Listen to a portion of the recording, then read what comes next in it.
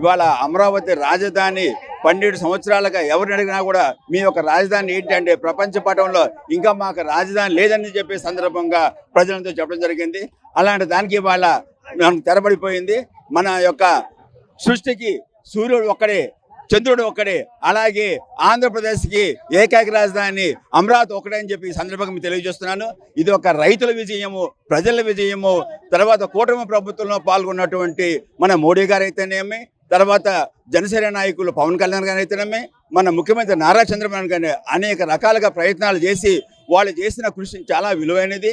అలాగే దీనికి ఆత్మార్పణ చేస్తున్న కొంతమంది రైతులు కూడా ఈ సందర్భంగా మననం చేసుకోవాలి.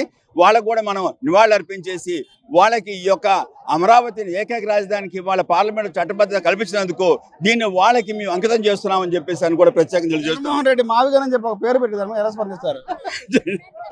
ఏమంటే ఇంతకుముందు 3 ముక్కలు ఆడిన జగన్మోహన్ రెడ్డి గారు అప్పుడు చాలా మంది కూడా రాజధాని ఏదని చెప్పంటే అదిగో రాజధాని ఇదిగో రాజధాని అని చెప్పేసి అని వచ్చిన తర్వాత కూడా ఎటువంటి పరిస్థితుల్లో కూడా రాజధాని మీద ఆయన ఎటువంటి ఒక సందేశం కానీ ఇవ్వడం కూడా జరగలేదు. పైగా అటేమో హైకోర్టు ఒక చోట, తర్వాత పార్లమెంట్ ఒక చోట, శాసనసభ ఒక చోట, ఆర్థిక రాజధాని ఒక చోట అని చెప్పేసి 3 రకాల మనకి ఈ యొక్క విభజన చేసేసి జనాల్ని చాలా గందరగోళ పరిస్థితిని కూడా మనకి చేశారు.